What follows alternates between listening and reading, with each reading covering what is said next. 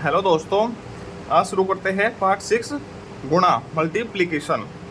ठीक है, गुणा आप लोगों को करने आते होंगे। ठीक है, इस अभ्यास में हम देखते हैं कुछ गुणा के सवाल दिए गए होंगे कहीं पर, जैसे कि ये सवाल दिए गए हैं यहाँ पर। सबसे पहले हम ये करते हैं, ये 3 सवाल दिए गए हैं, सम करो। ठीक, 850 की 613 में गुणा करनी है और इसकी इसमें करनी है, इसकी इसमें। मैंने इन तीनों सवालों को एक पेपर पे करके रखा हुआ है, चलिए देखते हैं।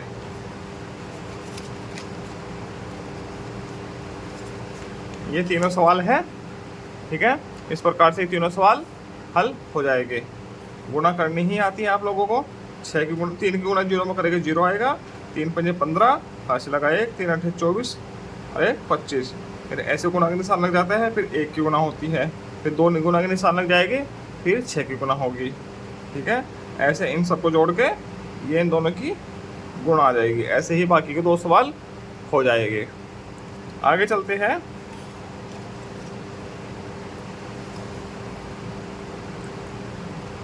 आगे इधर दिए गए हैं कुछ सवाल, सम करो। ठीक है, ये चलो इसके ऊपर भी है, कागज पर बनाकर सम करो। ठीक है, 8 में कितना होता है 72 और 9 है 72। ठीक है, तो 8 में भी 72 होता है, 9 72 होता है। ठीक है, इन दोनों की गुणा 72 ही होगी। इसका मतलब ये है, एक 8 की गुणा 9 में करो या 9 की गुणा 8 में करो, उत्तर समान ही आएगा दोनों कंडीशन में।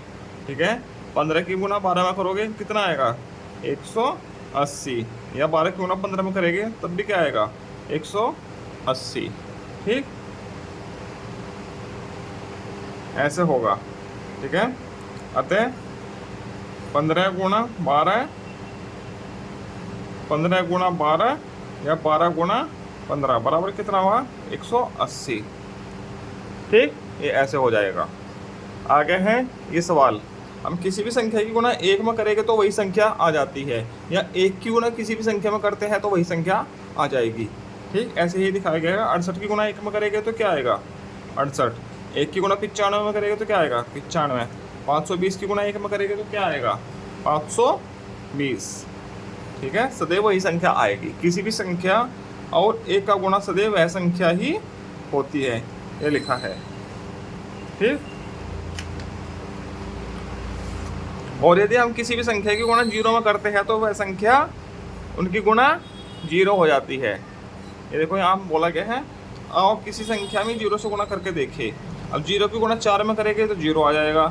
ठीक है, या 45 की गुणा 0 में करेंगे तब भी 0 आ जाएगा। ठीक है, 0 में 0 से 0 के साथ किसी भी संख्या की गुणा होने पर वह संख्या हमेशा शून्य होती है। ये देखो सम करो, 7 की गुणा 0 में करके क्या आएगा 0 आएगा। 0 की गुणा 64 में करके क्या आएगा 0। 512 की गुणा 0 में करके क्या आएगा 0, और यहाँ भी क्या आएगा 0। ठीक है, किसी संख्या और शून्य का गुणनफल सदैव शून्य होता है, ये लिखा हुआ है। ठीक, ये कुछ वार्षिक प्रश्न दिए गए हैं इसमें, तो हल है पहले से ही। इसमें आगे एक वार्षिक प्रश्न है, सम करो, ये वाला। ये देखते हैं, 2 प्रश्न हैं, 1 और 1 2। यदि एक किताब का मूल्य इतने हैं तो ऐसी 148 किताबों का मूल्य क्या होगा। ठीक, चलिए करके देखते हैं, करते हैं। एक किताब का मूल्य कितना होगा 235, तो 148 किताबों का मूल्य कितना होगा 235 गुना 148। इन दोनों की हम गुना कर देंगे तो क्या आएगा, गुना करके रफ पेपर पे देखेंगे हम। 8 पंजा 40, 8 तेरह 24 और 4 28 है, 8 दूनी 16, 2 18, 4 पंजा 20, 4 तिया 12, 2 14, 4 दूनी 8 1 9, 235, 0 8 4 12 और 5 17, 9 10 3 13 और 1 14 3, इतना मूल्य हो जाएगा, इतने रुपए। ये ऐसे हल हो जाएगा। ठीक, दूसरा प्रश्न, एक बाग की एक पंक्ति में इतने पेड़ हैं। यदि पूरे बाग में ऐसी ही 105 पंक्तियां हैं तो पूरे बाग में कितने पेड़ होंगे? तो उसमें क्या होगा, 165 की 105 में गुणा हो जाएगी।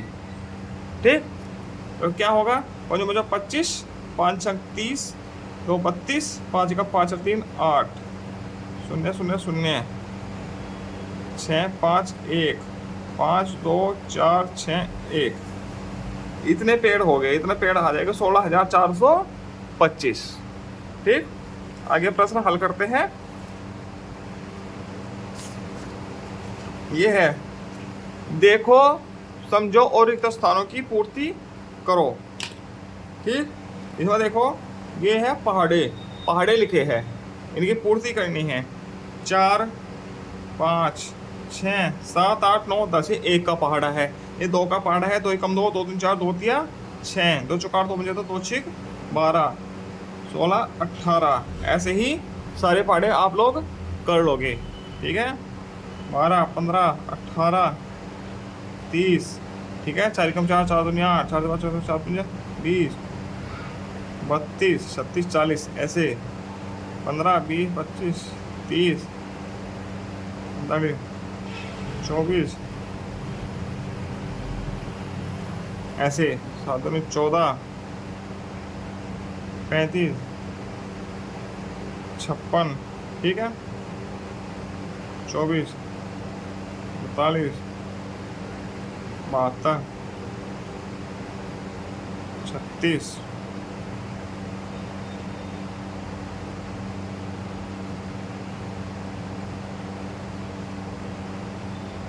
इस प्रकार से आप इनको भर लोगे। ऐसे ही नीचे 11 से शुरुआत पढ़े हुई है, 11 12 11 33 66 99, ठीक है, 24 48 96, ठीक है, ऐसे आप इस पहाड़ा सब भर लोगे। ठीक है, आगे हम अभ्यास पर चलते हैं। ये अभ्यास कार्य है। ठीक, वीडियो लंबी हो जाएगी वरना पूरा पढ़ा भरवा देता। ठीक है, गुणा करो, 580 और 125 का गुणा करना है। ठीक है, चलो, ये चारों सवाल मैंने एक पेपर पर पहले से ही करके रखे हैं, वरना वीडियो बड़ी हो जाएगी, तो हम जो करके रखे हैं उसमें से ही देखते हैं। ठीक है, 580 में 125 का गुणा करना है। ये कैसा होगा, इस प्रकार से होगा। ठीक है, देख लीजिए, ये चारों सवाल है, इन चारों सवालों का हल ये है। ठीक है, आराम आराम से देख लीजिए।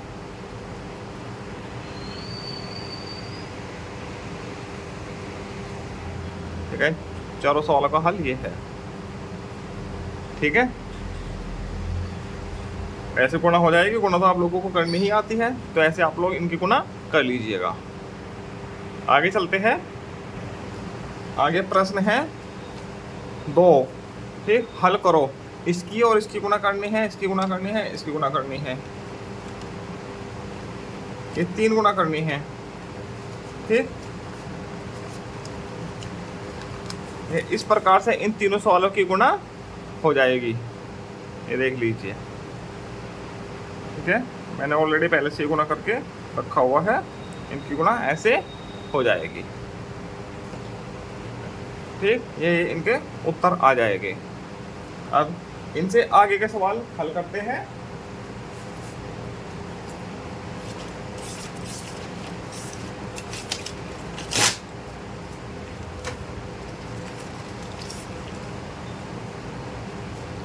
ये प्रश्न है, एक पुस्तकालय में 15 अलमारियां हैं और प्रत्येक अलमारी में 275 किताबें हैं। पुस्तकालय में कुल कितनी किताबें हैं? इसको कैसे करोगे? पुस्तकालय में कुल अलमारियां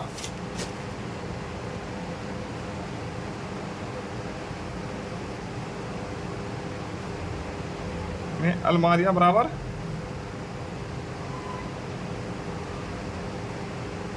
कितनी हैं? 25। ठीक, ऐसे लिखेंगे।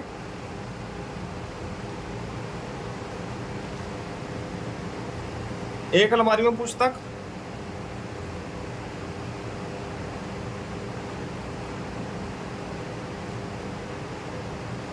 पुस्तकें या किताबें कितनी हैं? 275 पुस्तकें हैं, किताबें हैं। ठीक है, तो पुस्तकालय में कुल कितनी किताबें हैं? में कुल किताबें कितनी हो गई? 275 गुना 25, इन दोनों की गुणा हो जाएगी। ठीक है, गुणा करके देखते हैं। 275 की 25 में गुणा करो, क्या आएगा? मुझे 25, 5 7 35, 2 37, 5 दूनी 10 और 3 13, 10, 2 14 1 15, 2 3 4 1 5, 5 7 8 6, 6875 इतनी किताबें हैं। ठीक है, अब चौथा प्रश्न, एक घड़ी का मूल्य 560 है, ऐसी ही 108 घड़ियों का मूल्य कितना होगा? तो उसको कैसे करेंगे? एक घड़ी का मूल्य कितना दिया है? 560 और 108 घड़ियों का मूल्य कितना हो जाएगा? 560 गुना 108 है, 108। ठीक, इतना हो जाएगा। अब 560 की 108 में गुना करो, 8 संग 48, 8 पंजा 40 और 4 44,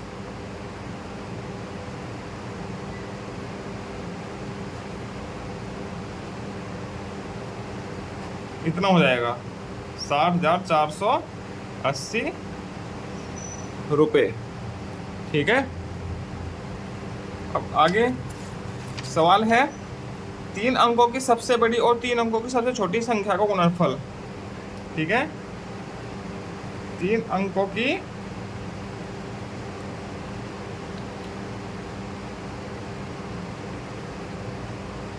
सबसे बड़ी संख्या क्या हो जाएगी? 999। ठीक, और 3 अंकों की सबसे छोटी संख्या क्या हो जाती है? 100। इनका गुणनफल क्या हो जाएगा? 999 गुना 100, ये आ जाएगा। ठीक है, ये हुआ प्रश्न संख्या 5। प्रश्न संख्या 6, यदि एक छत से वाटर हार्वेस्टिंग सिस्टम द्वारा 200 लीटर जल का संचय किया जा सकता है। ठीक है, तो ऐसी ही 15 छतों से कितने लीटर जल का संचय किया जाएगा? ठीक है, क्या कर लिया जाएगा? 200 की 15 में गुणा हो जाएगी, सीधे सीधे क्या आ जाएगा? 3000 लीटर जल, 3000 लीटर जल का संचय कर लिया जाएगा। ठीक, और 7वां प्रश्न है, एक विद्यालय में 576 विद्यार्थी है। एक महीने में एक विद्यार्थी के मध्याह्न भोजन पर 215 रुपये खर्च आता है। ठीक है, एक विद्यार्थी एक महीने में 215 रुपये खर्च करता है, मतलब खर्च आता है एक विद्यार्थी के ऊपर। बताओ एक महीने में सभी विद्यार्थियों पर कुल कितने रुपये खर्च होंगे? ठीक, 7वां प्रश्न, विद्यालय में कुल विद्यार्थी कितने हैं? 576।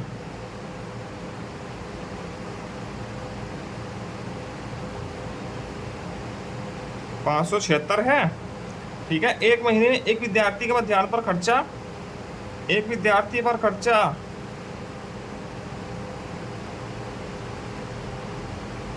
कितना आ रहा है? 215 रुपये।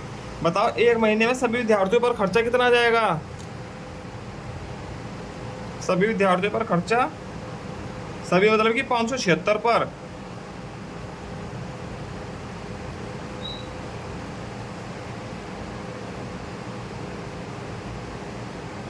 576 गुना 215 गुणा कर देंगे। ठीक, 576 की 215 में गुणा करो, 5 6 30, 5 7 35 और 3 38, 5 सते 25, 28, 6, 7, 5, 2 6 12, 2 7 14 और 1 15, 2 5 10 और 1 11, 0 4 7 10 17 18 13 2 1 1 2 3 8 4 0। इतने रुपए खर्च आएगा सभी विद्यार्थियों पर। ठीक है। 8वां प्रश्न क्या है? ये एक दुकान में विभिन्न सामानों का मूल्य लिखा है इतना। ठीक है, ये मूल्य लिखा है 3 स्कर्ट और 2 फ्रॉक। ये स्कर्ट है, ये फ्रॉक है, ये स्वेटर है, ये जूते हैं। ठीक, ध्यान से देखना, ये स्कर्ट है, फ्रॉक है, ये स्वेटर है और ये जूते हैं। ठीक है, इसमें 3 प्रश्न दिए गए हैं, का, खा और गा नीचे। ठीक है, तीनों को हल करना है। अब का कैसे होगा? 3 स्कर्ट और 2 फ्रॉक खरीदने में खर्च। 3 स्कर्ट का मूल्य कितना हो जाएगा? 3 गुना स्कर्ट का है, ये रही 245। कितना हो जाएगा? 735। 5 3 15, 3 15, 3 4 12 1 13, 3 6 1 7, 735 हो गया। ठीक, 2 फ्रॉक का मूल्य है,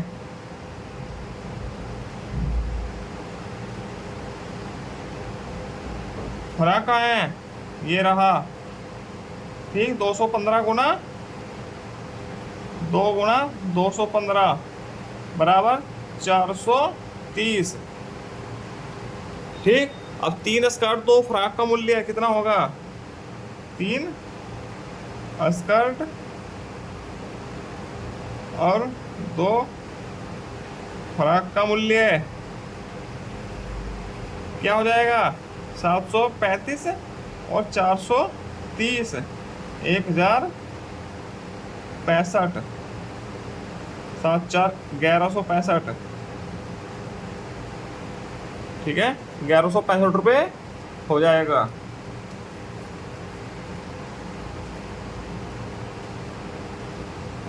अब एक स्वेटर व 3 जोड़ी जूते का मूल्य है। एक स्वेटर कितने का है? 375। और 3 जोड़ी जूते कितने हैं? 199 का एक जोड़ी है, तो 3 जोड़ी कितने का हो जाएंगे? 597 के। ठीक, तो दोनों 597 और 375 को जोड़ेंगे। ठीक है, एक स्वेटर व 3 जोड़ी जूते। एक स्वेटर और 3 जूते का मूल्य, एक स्वेटर कितने का है? 375 का, प्लस 3 जूते, 3 गुना 199, 375 प्लस कितना हो जाएगा? 597 गुणा की 1957, 1918 और 19। कितना आ गया? अब दोनों को जोड़ो, 7 और 5 12, 9 और 7 16 और 1 17, 5 3 8 1 9, 972 रुपये मूल्य हो जाएगा। ठीक, अब प्रश्न संख्या 9 है। इन संख्याओं के आधार पर गुणा से संबंधित इबारती प्रश्न बनाओ। ठीक, इन संख्याओं पर आधारित कोई भी प्रश्न बनाने हैं। ठीक है, अब इसका का है, का इबारती प्रश्न बना ले। 625 और 115 है, 625 और 125 है, सॉरी। ठीक है, इसका इबारती प्रश्न बनाना है। इसमें लिख लो, एक घड़ी का मूल्य 125 रुपये है,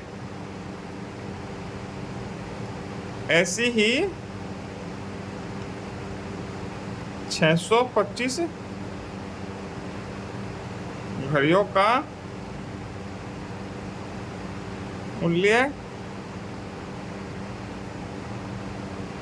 कितना होगा। ठीक, ऐसे इबारती प्रश्न बन जाता है। ठीक है, अब दूसरा है 777 और 215। 777 और 215 205 205 है। ठीक, इनका इबारती प्रश्न बनाना है। ऐसे ही बना दीजिए, इसकी जगह ये लिख दीजिए, इसकी जगह ये लिख दीजिए, कुछ भी मिक्स करके बना दीजिए। ये लिख दीजिए एक जूता 777 रुपये का है। ऐसे ही 205 जूतों का मूल्य कितना होगा?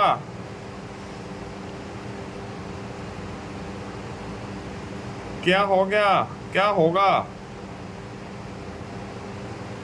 ठीक है, ऐसे आप इबारती प्रश्न बना सकते हो।